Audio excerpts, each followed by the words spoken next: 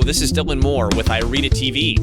Today I'm going to be making a video that I think and I hope will change the way that you view human interactions forever.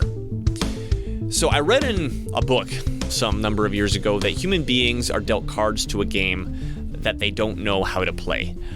I would completely agree with this. Because we are dealt cards to a game that we don't know how to play, we find ourselves in positions where we are very, very easily manipulated because we don't understand the rules of how manipulation, discussion, domination, submission, we don't understand how these things work and these things interact with each other. And my interpretation, as I've discovered and as I'm going to explain throughout this video, is that because we don't understand the basic framework of how these things interact with each other, we become very, very, very prone to being manipulated, even when if an individual is actually very intelligent, very smart, very good at making arguments, that person can still be very prone to being manipulated, likely you if you're watching this video, because you don't understand the basic rules of the game. So this video, which is the 4 circuits of human interaction, I'm going to be laying out the basic rules of the game, and it's going to be part 1 of a 3-part series. The second part will be the line of reason, where I really dial into where reason stops and manipulation starts. And then the third video is going to be the chain of responsibility, which is really the, okay, now that you understand the framework, let's get into the the kung fu of the matter, right? Like, how do we really take this up to the next level and start applying it very quickly and effectively to be able to spot, identify, and deal with people who would manipulate us? And speaking of manipulation, I should explain that what I view as intellectual self-defense is very simply being able to spot, identify, and then deal with people who are trying to manipulate you. I'm going to be using the term sophistry later in this video. If you're listening to this, you're probably familiar with that term. I'll have my own definition for it, but for the sake of right now, at the beginning, manipulation is the thing that we are learning how to deal with. And I believe with these 3 videos, these 3 ideas, symbolic maps as I call them, you will be able to play this game, the intellectual self-defense game, so much faster than the traditional route, which is to study the rules and fallacies within the realm of formal logic. Now, I'm not criticizing formal logic. In fact, I'm going to be alluding to it quite a bit in the span of these 3 videos. However, I think it's slow, and I think there is a key component that's missed that I'm going to be talking about.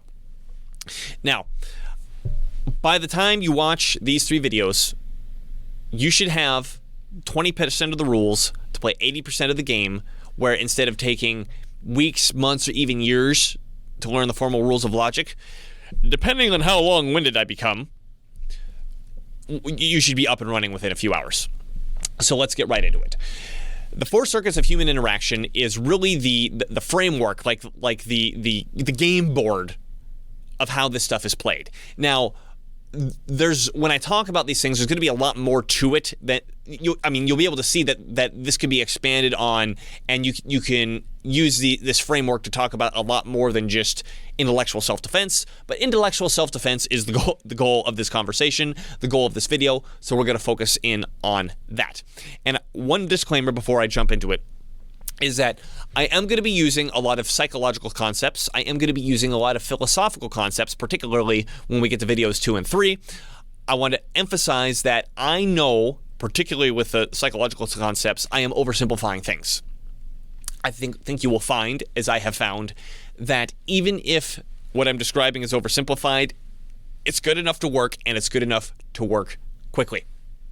And I also want to say I will do my very best not to actually use the boring terminology and the eye-rolling philosophical concepts that make you fall asleep. I'm gonna approach this in layman's terms as effectively as I can, because I know even if you're interested in philosophy, the conversation can get really dry. So I'll do my best to keep this as entertaining as possible as we go through. So let's talk about the basic framework that we interact with each other on. Then we'll get to how these basic frameworks interact with the other aspects of the basic framework. The first circuit that we interact with each other on, I'm going to call, for the sake of brevity, the biological circuit. All life, no matter how single-celled it is, operates on this circuit. And this circuit is very, very simple. We all have the basic capacity to move towards something or to retreat away from it. This is basic survival, right? I'm either going to move toward the food, I'm going to move toward the sunlight, or I'm going to run away from the predator, or I'm going to, I guess, run away from the sunlight if I'm an organism that can't handle sunlight, right? We have this basic concept for survival that is on a very physical plane of existence. Go toward the food or run away from it. Toward, away. This operates on one dimension. And is... It's hard to go into more detail on it because it's just so obvious. It's in everybody's face right there. And if we want to talk about humans, babies come pre-coded with this, right? Okay, yeah, the baby can't move around itself very well, but it knows how to communicate to get you to move. Hey, I'm crying. Come here and give me food. Come here and change my diaper. Get this other thing away from me. There's this dog licking my face. Get it away from me, right? We all have that basic fundamental drive to survival, that which if we didn't have, we would simply die. That's circuit one, biological circuit. The second circuit is the emotional circuit. And I think we could, if we wanted to add a hyphen to that, we can call it the emotional dominance circuit. So around the age, I'll say, of 2.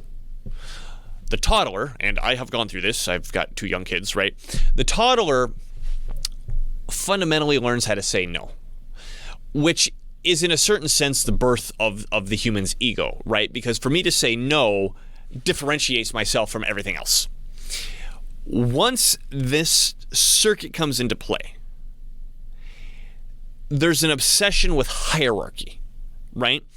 This circuit also, if the first circuit existed on one dimension, which was approach and retreat, the second circuit, the emotional circuit, also exists on one dimension, which is submit or dominate. One of the best ways to think about this is by visualizing a dog pack or a wolf pack. When you have a wolf pack, there aren't any committees, there's no discussion, there's no round tables or whatever. You've got an alpha dog that tells everybody else what to do and enforces that usually by physical violence if the alpha wolf needs to do that. So this circuit describes win-lose interactions. Because if I'm dominating the interaction, then I'm winning. If you're submitting, that means you're losing, or vice versa. And this could be seen again with the kids. And I mean, again, I've got 2 young kids. I've seen this very clearly. Is that, you know, when they're a baby, there's no dominance or submit. There's just, I need food, or I need basic survival stuff, and I'm going to scream and cry in order to get it because that's the only way I know how to communicate. There's no manipulation. There's no dominance. There's no who's in charge of. They don't have any of that. When it comes to this time that the kids learn how to say no, that there is this challenge of, hey, whose will wins here? And with each other, the kids are like that, right? And particularly at the younger ages, there's not a whole lot of, okay, let's talk this through, let's reason this through. Of course, you want to try to do that when they're kids, but at some point, there's simply just a clash of whose will wins out. So this circuit, it's all about pecking order, and what's very interesting about it is that there's a very physical nature that you could observe when people are interacting with this, right? Is if someone has good posture and looks out and they radiate a very, well, you used to call this like an alpha swag, right? That's a very dominating body posture to radiate versus someone who slumps over and gives up. Posture tells you a lot about whether or not that organism is dominating or submitting. Right. So this is the circuit, again, the term I'm using. This is a circuit that we get access, I would say, roughly around the age that we become toddlers. When we get to the third circuit, this is where the human comes out. So the third circuit is what I call the rational circuit. This is where we start to be able to form arguments, where we start to be able to have discussions. Now, I would say roughly around the ages of 8 or 9, this is me looking at myself. Roughly around the ages 8 or 9, we start having access to these, or I shouldn't say access to because my 4-year-old does this, but really grasping concepts and putting concepts together. Trying to explain this. For example, when I was in first grade, I was 7. I remember learning my multiplication tables. And the multiplication tables were taught by simply, if I say 1 times 1 equals 1, you repeat that. And if you repeat it correctly, I give you positive emotion. If you repeat it incorrectly, I go, oh, no, try again. Maybe negative is not the right word, reinforcing emotion, but you understand what I mean when it's a negative emotion. So my memorization didn't have anything, or I should say my ability to repeat my multiplication tables didn't really have so much to do with understanding as it did with repeating what I was told, reinforced with positive or negative emotion. I remember when I was 8 years old, I really got into math. I really got into math, and I wanted to be a math wizard. And I remember my teacher at the time explaining, okay, here's why multiplication works. When you say 5 times 5 equals 25, this is how it works. And she had these little blocks that had dividers in it, so we could count. Okay, here's a square that's 1. Here's one that's 5. Here's a big one that's 25. She laid these things out where it's like, okay, here's 5. This little line has 5 blocks in it. If I put 5 of these and I count each of the individual blocks, 1, 2, 3, 4, 5, 6, 7, 8, 9, 10, down to 25. The reason 5 times 5 equals 25 is because you can count them all up individually. Oh, I understand, I thought, right? Is that here's the explanation to why that makes sense, as opposed to the rote memorization that went to it before. So when it comes to the third circuit, this is where the dynamic aspect of our humanity can really come out, right? Because this circuit it's not on any particular dimension. First circuit, approach or retreat. Second circuit is submit or dominate. This circuit is we can have however many dimensions we want because we could talk up or talk down and do whatever we want within this circuit. And this is a circuit where formal logic gets created. Okay, I said I was going to refer to it, right? This is a circuit where formal logic gets created, and formal logic. If we want to say what is and what isn't. The third circuit. The third circuit begins at what's called the syllogism. And I'm sorry, I know I'm using the dry ass boring philosophical terms now. I'll do my best to skip it and move on. But a syllogism is you make 2 observations and you're able to connect those observations with a common term and excrete a new observation or a new understanding that you don't directly observe. The famous syllogism is Socrates is a man. There's observation 1. I can observe Socrates as a man. 2, all men are mortal. I have observed that all men at some point die, therefore they are mortal. So if Socrates is a man and all men are mortal, there's a connection here between men. That must mean Socrates is mortal. I have not seen Socrates die, but I know he's mortal because he's a man and all men die. That is the beginning of the third circuit, and our ability to converse on the third circuit ultimately is our ability to go back and forth with syllogistic reasoning. Now, of course, I want to say this: we don't make arguments as like this continuous form of syllogisms, right? I mean, it's more nuanced and more complicated than that, because if we did that, we would spend so much time making syllogisms, we would never actually get to finishing a discussion or an argument about anything. But ultimately, an argument that you make should be, if someone took the time to break it down, should be able to be gone back and broken down syllogistically. All right? Now, we're going to be coming back to this briefly. I just want to finish all 4 of the circuits. So now the fourth circuit, I would argue, comes around the age of puberty, which is the time that the human being can conceptualize of right and wrong. Now, I want to be clear here. I'm not saying they know what is right and they know what is wrong. I'm saying they're able to conceptualize it. So the fourth circuit, I would argue, also exists on one dimension, which is you got right on one side and wrong on the other side. Now, at the risk of getting derailed, I like to talk about the fourth circuit a little bit because it's not necessarily important to understanding the nuance of the fourth circuit, but I think it's worth addressing because we need to know what's there, and it does get wrapped into intellectual self-defense. Because what's interesting about the fourth circuit is with the third circuit, we have is in our syllogisms. Socrates is a man. All men are mortal, right?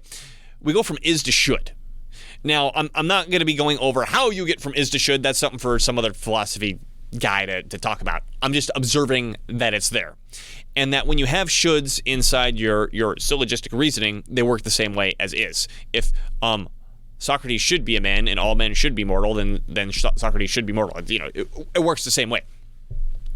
So when it comes to puberty, I always felt this was a very interesting concept. Why does the full, we'll say, usability of the body, right? Because once you go through puberty, even though you're a kid, like, I mean, you go through puberty when you're like 12 or whatever, your body is like fully usable. Like you can go forth and procreate. Not that you should when you're 12, but you could. And in a lot of cultures in the past, they did, right? So why is that connected with the ability to conceptualize right and wrong? And ironically enough, not that I'm a big fan of Jordan Peterson, but I do appreciate him pointing this out, that when you look at Genesis, the Garden of Eden, when Adam and Eve eat from the fruit of the garden, and I don't have the text pulled up here, but basically the serpent comes to them and convinces them to eat from the fruit of eat from the tree of the knowledge of good and evil. Eats it first. Adam convinces Adam to eat it after that, and then the first thing they realize is that they're naked. So now we've got two interesting things that are overlapping here. Is that with what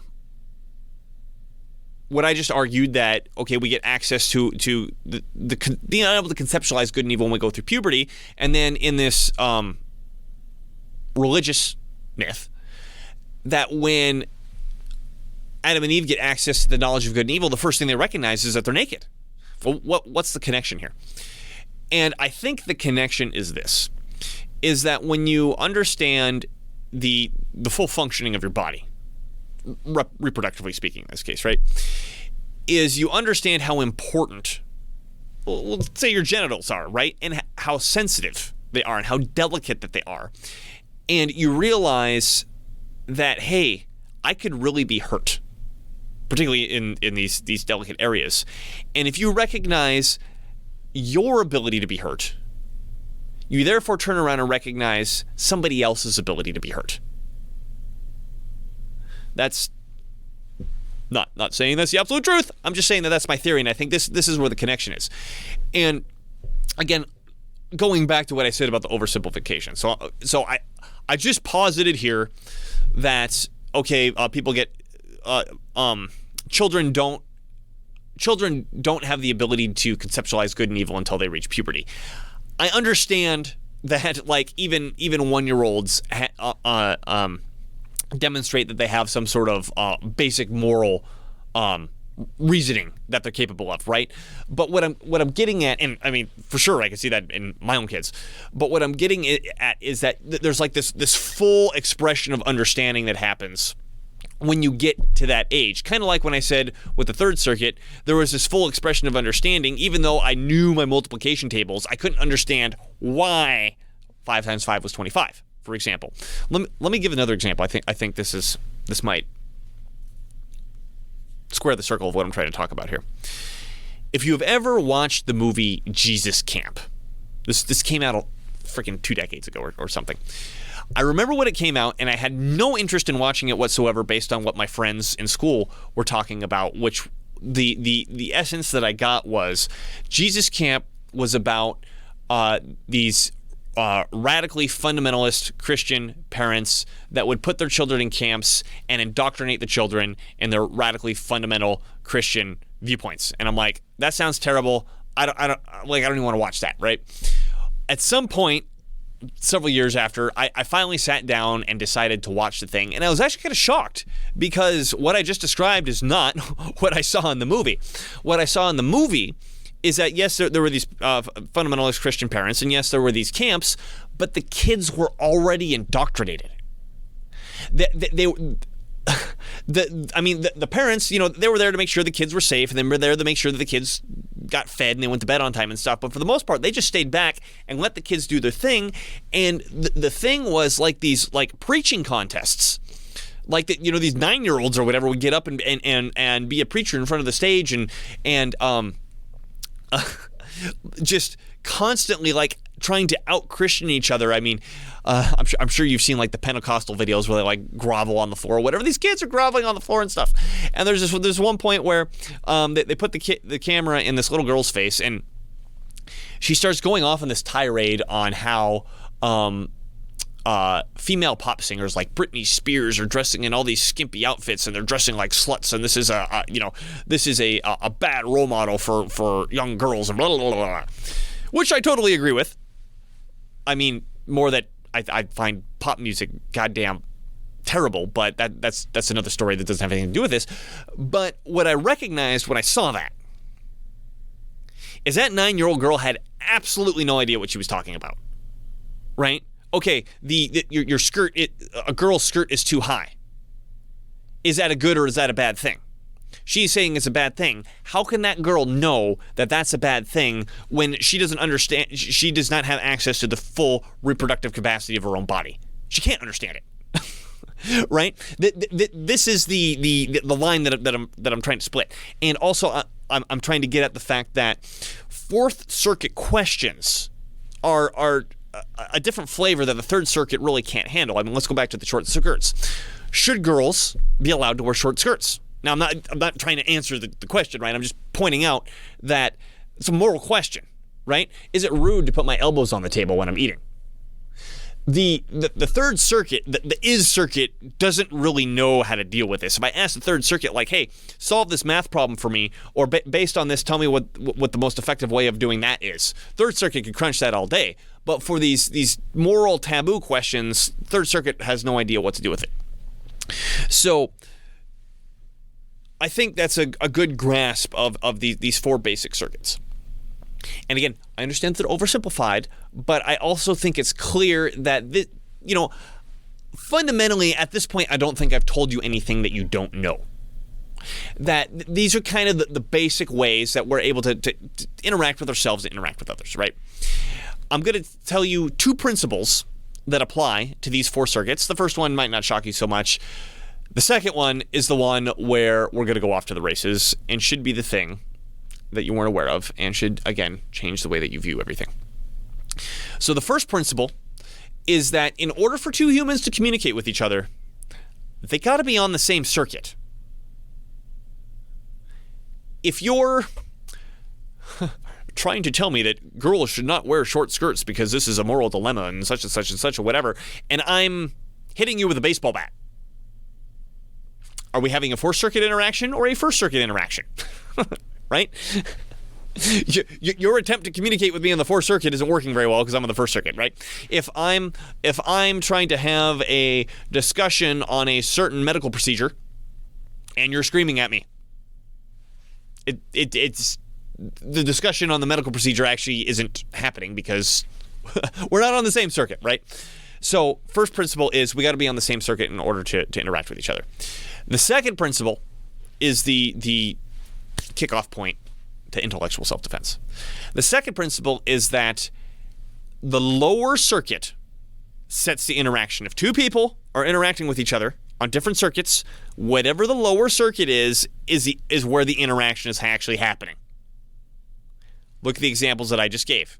Here's the person trying to have the moral argument on the Fourth Circuit. And here's me on the other side with a baseball bat attacking on the First Circuit. It is now a First Circuit interaction. It doesn't matter that the other person is attempting to have a Fourth Circuit interaction. With the someone giving a presentation and the other person screaming. This is a Second Circuit interaction. It doesn't matter that someone is attempting to have a Third Circuit interaction, and so on and so on and so on. We can mix and match this however we want. I think it's very, very clear that the lower circuit is what sets the stage. So what does this have to do with intellectual self-defense? Everything. So go back to what did I say was intellectual self-defense at the beginning of this video? It's your ability to spot and deal with manipulation. What is manipulation? Manipulation is engaging in sophistry. Okay, Dylan, what's sophistry? Sophistry is pretending to be on the Third Circuit when in reality you're on the Second Circuit. Let me say that again. Sophistry is pretending to be on the Third Circuit or Fourth. For the sake of this conversation, henceforth, I'm mostly going to be wrapping the Third and the Fourth Circuit into one package. So sophistry is pretending to be on the Third Circuit when in reality you're on the Second Circuit. What does that mean? Let's go back to the Third Circuit and let's talk about syllogistic reasoning again. So earlier I broke down and I said, look, syllogistic reasoning is the basic building block of being able to make an argument and being able to operate on the Third Circuit. And syllogistic reasoning is, we'll say it's governed, this is maybe not the best use of a word, but it's governed by the rules of formal logic. So in order for us to have a discussion, that means we're following the formal rules of logic.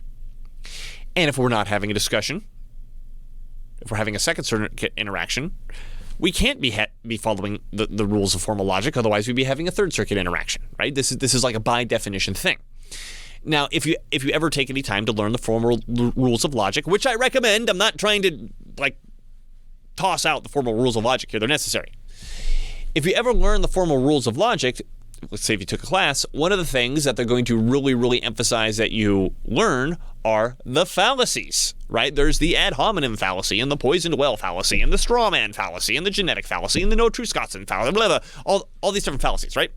When you recognize that the syllogism or a fallacy is simply understanding that a syllogism wasn't built correctly,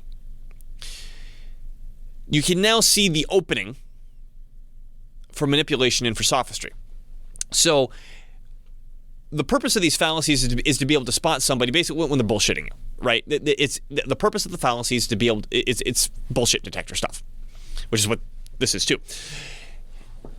And if we look at the four circuits as I've just drawn them, this symbolic map that I've just drew, if it's not the Third Circuit, if a fallacy has been committed, if it's not the Third Circuit, where else can it go? The only place it can go is the Second Circuit. I mean, unless the guy's punching you in the face, and it's obviously a First Circuit interaction, right? But the only place for a discussion to go, if it stops being a discussion, is the Second Circuit, which means you are now in the realm of submit and dominate, right? Oh, I didn't emphasize this for the Third Circuit. I want to point this out. Is I said that in the Second Circuit, this is the realm of win-lose. Well, the Third Circuit is potentially the realm of win-win. We can discuss the variables and look at the situation and say, hey, let's come up with a situation where you benefit and I benefit, and we don't, it's not winner take all. When we have sophistry,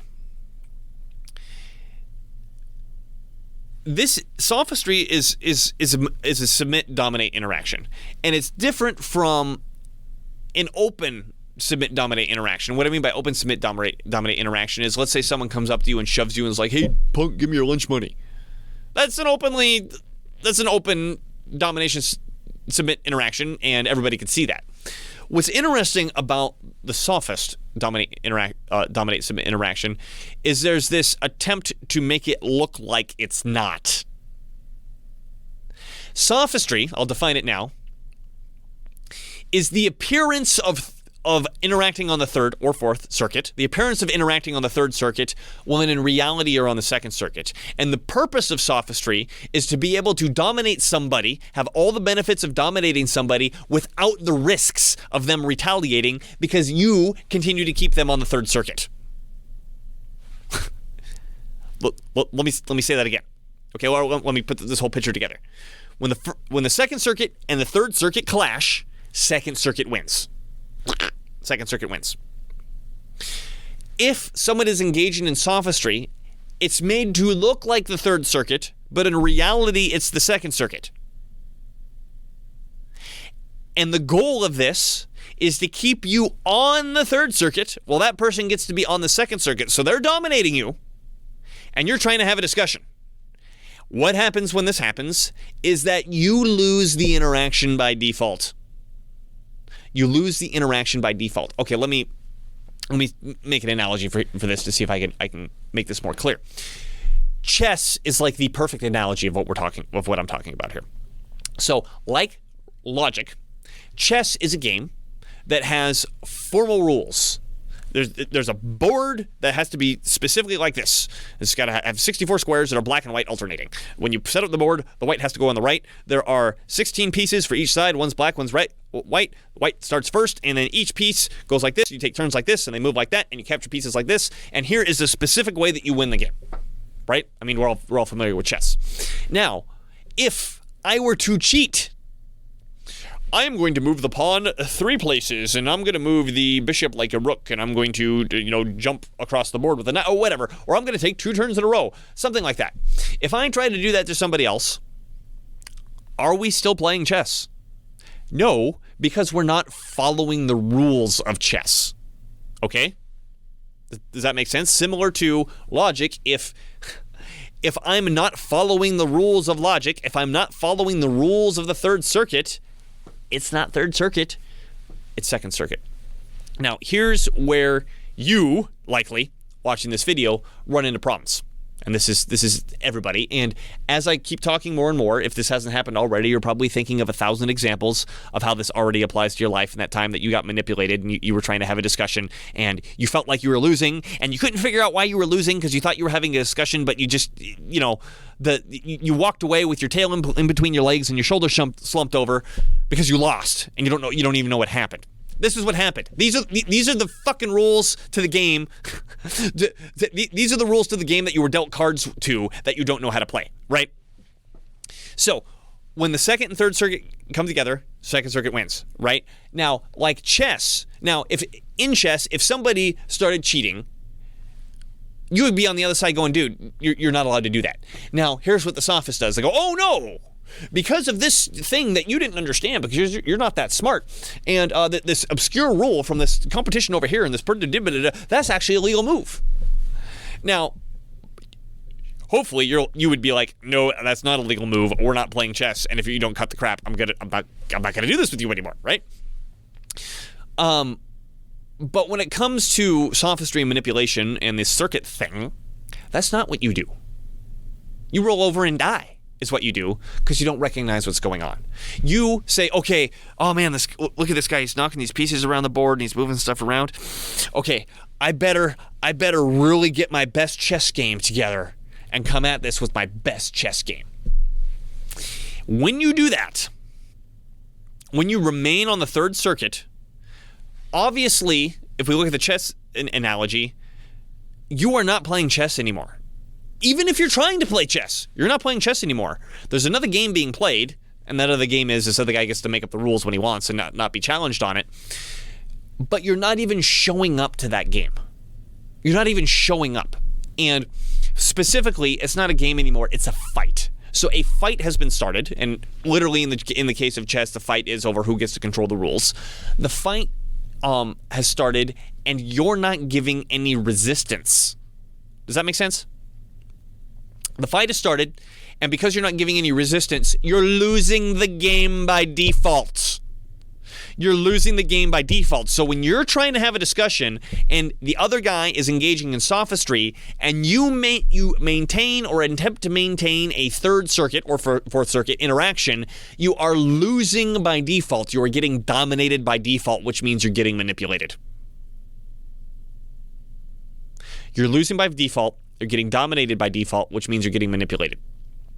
And it doesn't matter how smart you are, and it doesn't matter how good you are at having a discussion or making an argument. It doesn't apply. The lower circuit sets the interaction, right? So this is where this is where things get spicy, right? So I like to call this, this is my goddamn show, and we're going to be using my terminology. So what I like to call when someone engages in sophistry is they've done a 3-2 slip. They've gone from this third circuit and they slip down to the second circuit, hopefully without you noticing. Now, the reason people do this, I said they want all the risks of, they want all the benefits of dominating you without any of the risks of you retaliating. The reason for this, I've come to determine. I don't know if it's 100% of the time, but it's damn close to 100% of the time. The reason for this is because the person doing it is a coward. The person doing it is a coward because if they weren't a coward, they would just come out and openly dominate you in the first place. Hey, you, I think your face is ugly. You need to do as I say. I'm going to punch you in the face. Give me your money. Whatever, right? They would just openly do it instead of trying to hide around it. Now, because they don't want any of the risk of you retaliating, you need to learn how to retaliate. So there's this, I'll call it a smart person problem. That when typically smart people who are good at being smart and good at making arguments are confronted with a situation like this, for whatever reason, they feel that it's degrading to bring themselves down to the lower level. They feel that it's degrading to bring themselves down to the second circuit and engage directly on the second circuit. So they do the British nose in the air thing and say, well, I'm just going to stay on the upper circuit and be the higher man and not be degrading or not degrade myself.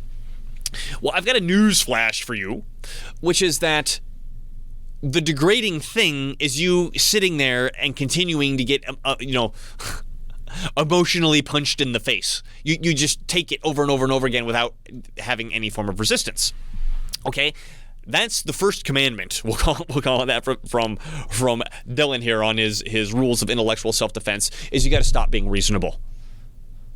Once you learn how to identify this sort of stuff, and this video is not so much about the identification. We're going to get that more into the other videos, but simply being aware of these circuits. Simply being aware of these circuits is going to help you start to identify it further, or identify it more. So, what I recommend now, and I guess I need to be very clear on this, is that there's two parts of this conversation. There's identification, and then there's what you do about it once you've identified it. Up until this point, I've only been talking about identification, and I believe my methods of identification are pretty cut and dry. There's not a lot of controversy around this framework that I've laid out. When it comes to what you do about it, this is a completely different animal. It's a completely different ball of wax. So kind of like a martial art, or any given martial art, or any given fighting method, whatever you want to call it, is there's no one right way to fight. I'm talking physical fighting here, right? There's no one right way to fight. I mean, there's lots of wrong ways that aren't very good, but there's all sorts of different styles and martial arts, and this is more effective here and this is more effective there. If the person is, if you're dealing with somebody like this, or you're dealing with multiple attackers, or you're actually in a freaking war, like, okay, there's all sorts of ways of dealing with how to physically defend yourself, and there's no one right answer, right?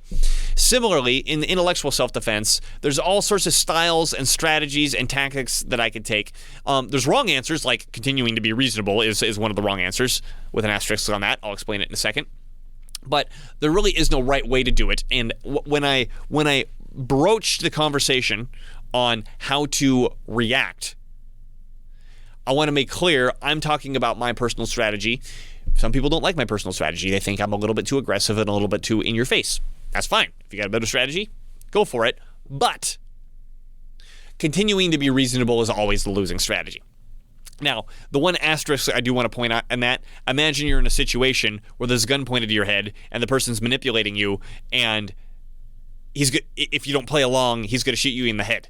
Yeah, okay, continue to pretend being reasonable. Like that is a strategy that makes sense in that sort of situation. But this is why this conversation is even more important, is that in our modern civilization, in Western civilization, we have created, or our ancestors have created, this civilization that we get to inherit, where in my day-to-day, for the most part, I don't need to be worried about somebody physically assaulting me or attacking me or trying to kill me because they disagree with me. I'm not saying it doesn't happen. I'm just saying in general, like I walk down the street and go to stores and go to work and do all sorts of stuff, and probably not going to happen, just in general. So all the manipulation happens, not much to do with the First Circuit, but all to do with the Third or Fourth and Second Circuits. So where was I? Yes, I was talking about what to do about it, talking about not being reasonable. So the first commandment, as I was saying, is that having recognized this, you need to learn to stop being reasonable. Because here's what happens, and I don't know if this is to a T that I've experienced this, but man, it's almost to a T, is that if you identify the sophist, somebody engaged in sophistry against you, trying to manipulate you, and you drop the pretense and you go right after them on the Second Circuit, they have got somewhere else to be. They have got somewhere else to be. Now, before they have somewhere else to be, they're going to try to push you. I mean, here's some phases that I see are pretty typical. Is first thing, they'll act like, oh, no, I'm just trying to have a conversation with you. I just want to get along. I just want to have a win-win conversation. Right? Ignore that. Stick to your guns. No, I recognize that we're having a Second Circuit interaction. Don't actually say that. They won't know what you're talking about. I recognize that we're having a fight. And, I'm prepared to fight you. This is how I like to do it. I call them out. I say, I recognize that we're having a fight, and I'm prepared to fight you. First reaction is typically, oh, hey, I'm just trying to have a discussion. What's he doing? He's trying to keep me on the Third Circuit. Then he'll play the victim. Oh my God, I'm just trying to come over here for a discussion, and then you're picking on me, right? Or excuse me, is that the third thing they usually do, or the second thing they usually do? Whatever. The order doesn't really matter here. They play the victim. Oh my God, I was just coming over here, blah, blah, which is basically saying you're trying to dominate me, which I guess is kind of true, but they're trying to say you started it, right? And when you don't fall for that, they'll go, well, you're just such a bully, and I can't believe it. They're trying to flip it back on you to, here's the moral shame for you initiating the aggression against me. If you're able to pass through all this sort of stuff, it's like their attack evaporates. And I hesitate to tell this story because I've told it to people so many times, and the people who've heard it before who are going to watch this video are going to roll their eyes when they hear the story, but I guess I'm going to tell it again because it just so elucidates the point. So I remember the day all this stuff clicked for me. I was in Germany, in the city of Augsburg.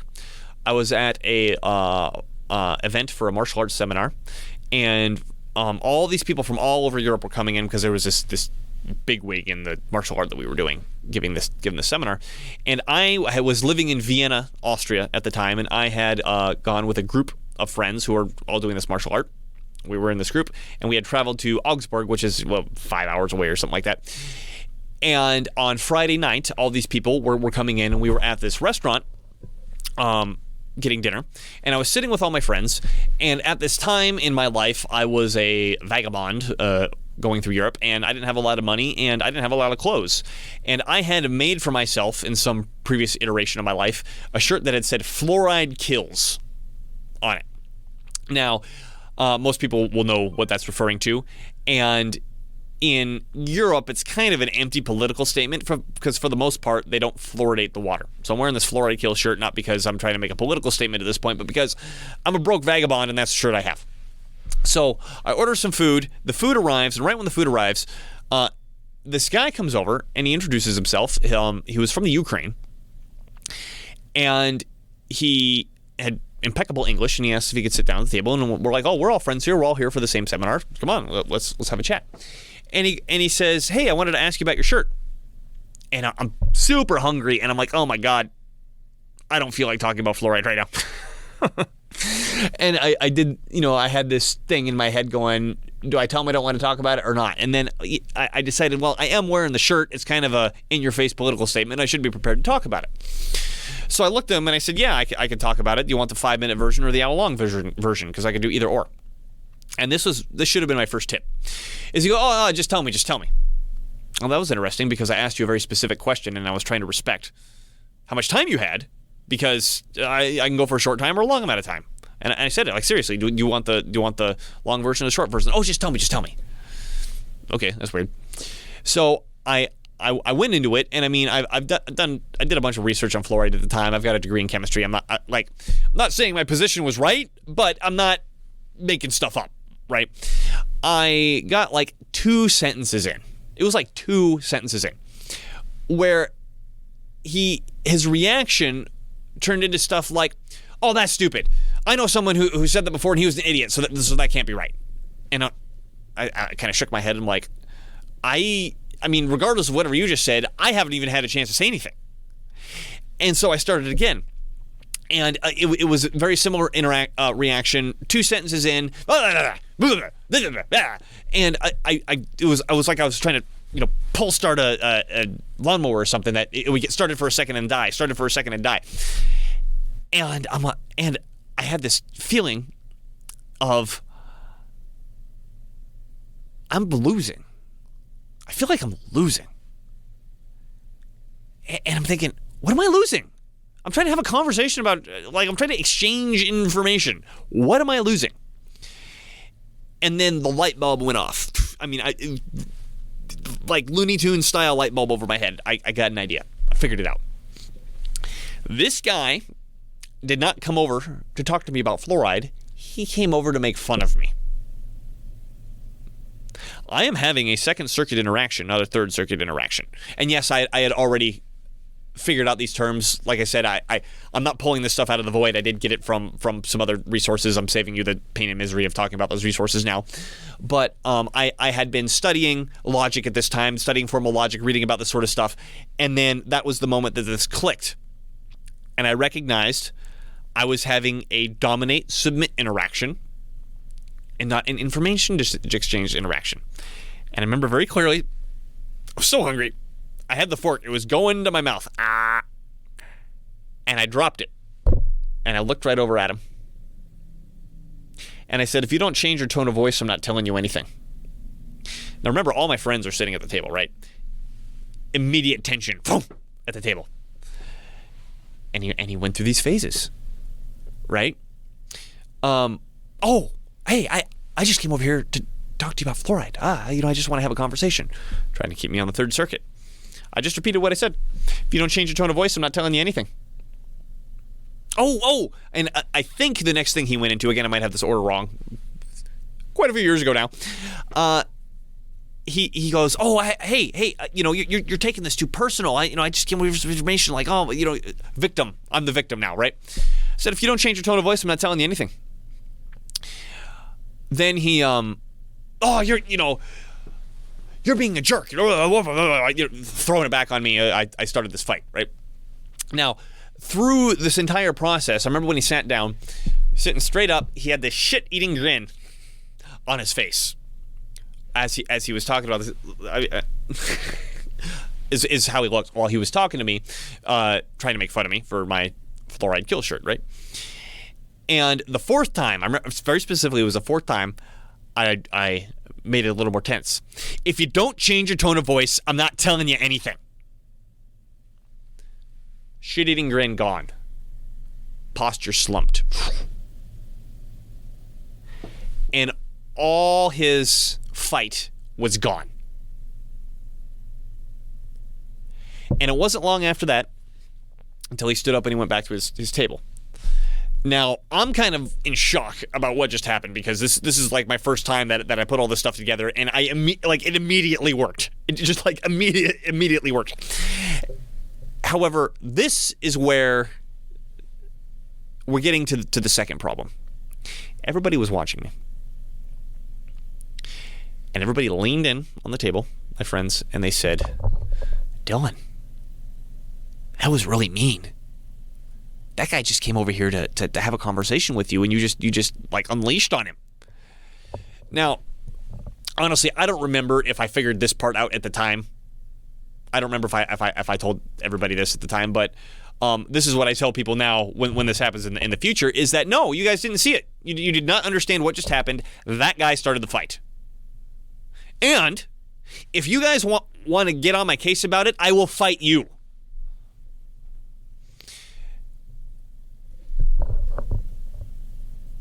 When I say that civilization hangs on the balance of us understanding this, I'm really not joking. Because, I mean, let's unpack this situation here, right? Is that when that guy sat there to make fun of me, I obviously didn't consciously realize it at the time. But in order for me to win that fight, I didn't just have to fight him, I had to fight everybody watching. Particularly people that are my friends.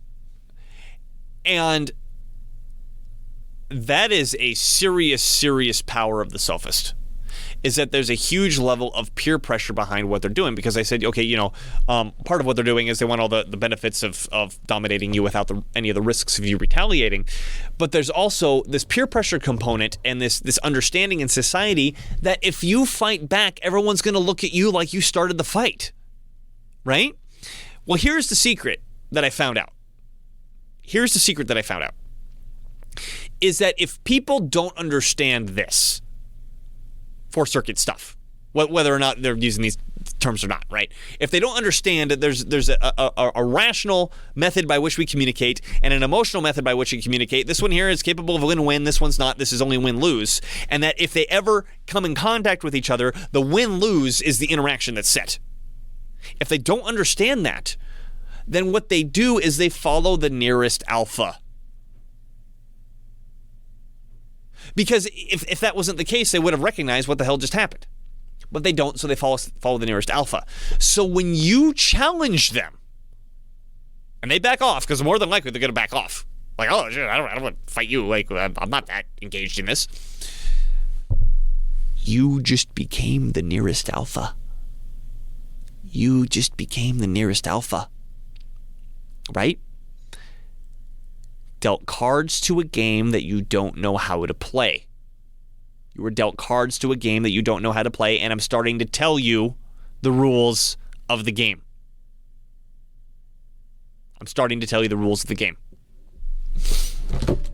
Oops. Just breaking really expensive. Throwing really expensive equipment on the floor. Okay. The 3-2 slip. I want you to remember the 3-2 slip. And you gotta want to start looking for these. I want you to start looking for these. And I want you to start practicing. And looking for when you are being manipulated. Because in reality, likely, because this is always the case when I explain this to somebody in private, is that their entire life revolves around this. Which, I mean, if we have 4 fundamental ways that we interact with each other, of course it revolves around this, because how else are you going to interact with each other? But if there's this 3-2 slip, this sophistry, this chameleon technique, I like to call it that too, of pretending to be Third Circuit when in reality you're Second Circuit in order to manipulate someone to do something that you want that they don't, then if you can get on the winning side of that, it's going to change your life. It's going to change your relationships. You might find that some friends you have, they actually aren't your friends. You might find that some family members that you have really don't see you much other than a host, and they're a parasite. They get to suck your energy away, and you just have to deal with it, and that's the relationship that they set up with you, and they're not going to lose it for nothing. Because when I started doing this, I started applying this sort of stuff, and I could talk about this more as I make these videos. I quickly found out that there were 2 groups of people, because I traveled for 4 years. I was in Europe for part of that. I traveled for 4 years. I didn't come home, not once, for that entire 4 years. I came home, and I'd been studying all this stuff while I was gone, right? And I was under this deluded assumption that, oh, hey, I've went through all this growth and development while I was gone for 4 years. Everybody else must have too. No, they don't do that. They just try to put you back in the same box that they remember you coming out of. And I wasn't having any of it. I'm like, okay, it was, I mean, you want to talk about like the wool coming off your eyes and you can suddenly see everything, right? Like these techniques that people were using against me, these sophistry techniques that were using against me, like they were so obvious to me now. I mean, there was a lot of times I remember in my own head going, how is this person doing this to me with a straight face? How is this person doing this to me with a straight face? Like I'd be completely ashamed of myself if I tried to do something so obviously manipulative to somebody else. Like, holy balls. And so I fought back. I mean, I like I said, my strategy, I mean, kind of like with the guy who sat at my table, when I called out his tone. Now, I didn't specifically say, hey, I recognize that we're having a fight and I'm prepared to fight you, but I think I communicated that pretty well, right? Because I completely dropped whatever the hell it was we were talking about, fluoride or whatever, and I addressed the way that he was addressing me. And I challenged him. I'm like, you change something now. Change your tone of voice. Change your tone of voice or I'm not telling you anything. Change your tone of voice or I'm not telling you anything. It's very direct. I like that direct approach. I identify what you're doing, and I am prepared to fight you right now. Let's go. And if they try to squirm or whatever, don't let them squirm. Hold them fast. Because here's what's interesting I think all this is interesting, but here's an interesting point. Is that if you have hesitation, because you have some sort of moral conscience, right? Like, what if I actually am wrong? What if I get mad here and I'm not actually right about it, and I just made it a fool of myself because, I yelled and screamed and tried to dominate this person. You didn't have to yell and scream, but I got in this person's face and I fought back and I tried to dominate them. I was successful, and it turned out I was wrong about it. Well, that could happen. But don't forget, someone who is willing to manipulate you, they don't have that hesitation. Anytime you hesitate, they see that as a form of weakness, and they're just going to attack. So you need to learn how to do the same thing. You need to learn how, once you identify that an attack has happened, hit it immediately. Now, again, unless you have some sort of other strategy or you're in a situation like, again, the gun's pointed to your head and you need to play along or he's going to shoot you. Yeah, okay, fine. Don't do it. Don't do it then, right? Or, there's also like pick your battles, right? If you're in the grocery store and someone bumps into you and they start, laying into it, is it really worth your time to engage, right? Pick your battles here. But when it comes to your friends and family, I found when I started applying this that they very quickly got separated into two categories. The first category were the people that went, oh, hey, wait a minute. This is a new interaction. Hey, maybe I was being manipulative. Let's change the interaction that I'm having with Dylan. The other category were the people who would not let it go for anything. They would not let it go for anything. And typically what I found is that even if they'd stop, even if they'd back off, as soon as they're like, oh, maybe I can get in here, bam, they'd be back and doing it to me again. I removed those people from my life. I don't talk to them anymore.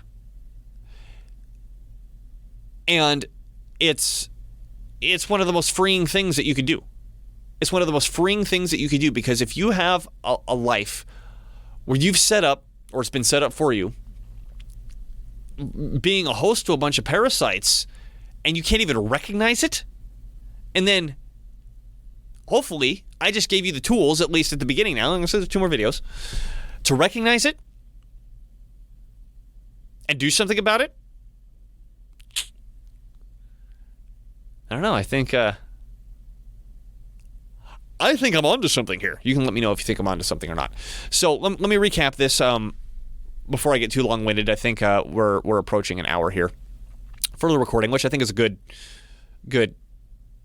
time for this. So we got 4 circuits of human interaction, like I want to call them. The first one is the biological circuit, which is operates on the dimension of approach or retreat. You can either move towards something or move away from something. Basic thing that we all have. The second circuit is the emotional dominance circuit, where you can either submit or dominate. This is where win-lose works. The third circuit is the semantic rational circuit, the reasoning circuit, where we can start to form arguments, make arguments, have discussions, form win-win conclusions, that sort of thing. The fourth one is the moral circuit, which is kind of an extension of the third circuit, but they are worth separating, I believe, because the difference between is and should is significant. Two principles when we observe that we have these four circuits. The first is that we have to be on the same circuit to interact with each other, and more importantly, the lower circuit sets the interaction. The lower circuit sets the interaction, and when it comes specifically to the nuance between circuits 3 and circuits 2, there's this special thing that happens where you could be on circuit 2 but make it look like you're on circuit 3. Or 4. Like I said, I'm kind of lopping in 3 and 4 into the together when it comes to this. I don't think you could do that with any of the combinations of any of the other circuits. You know, just have this little nuance of like, it really seems like I'm on circuit 3, but I'm on circuit 2. That's sophistry. Or I also like to call that, say, 3-2 slip. And that is where manipulation happens. And if you can learn to identify that spot, you could do something about it. And once you could do something about it, like I said, your whole game changes. You now know the basics of the game where you were dealt cards and you didn't know the rules. You now know the basics of the game where you were dealt cards and you don't know the rules. So I'm going to leave it at here. This is the basic framework that we're going to start from and that we're going to go on to. When we get to the next videos, you're not really going to understand what I'm talking about unless you understand this. And this has really been like I said, just describing the playing field. In the next videos, the line of reason and particularly the chain of responsibility, we're going to get into how can we speed up that identification. How can we speed up that identification? Because again, I want to compare this to the formal rules of logic. The formal rules of logic are great. Understanding fallacies is really, really important, but it's slow. And if you're having an interaction with somebody and you think you're being dominated, okay, 3 days later, you're rethinking about the conversation. You go, oh yeah, that guy did whatever fallacy.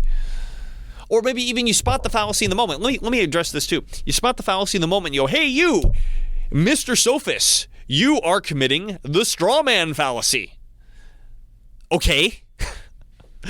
The sophist knows that he's manipulating you. Like, okay, I committed a fallacy. Plus, if he's a really good sophist, he'll spin that shit around so fast, you'll be committing the fallacy before you even know it. Because he'll have it spun around so fast. Because remember, in general, and I'm going to use the term narcissist here real quick just to say that there is another video I want to do on narcissism, which a narcissist is like a sophist on divine or satanic steroids, whichever way you want to call it. Whatever I'm talking about with sophistry here, don't apply that to a narcissist. It's a completely different animal, right? But in general, someone who engages this sort of stuff, they're going to be better at bullshitting than you. So if you want to play this game of trying to run around them in circles on the third circuit, they're better at it than you are. Because you're trying to follow the rules and they're not. And that's what they do all day, right? So, learn how to identify that circuit, and as soon as you can identify it, you could drop down to it, and once you could drop down to it, you could actually interact on that circuit and stop getting taken advantage of. So this has been Dylan Moore with iRead TV. This has been my conversation and my discussion on the 4 circuits of human interaction, my first in a 3-part series on the fundamentals of intellectual self-defense. I hope you garnered something useful out of this. It changed my life. I mean, I hope it could change yours. And stay tuned for the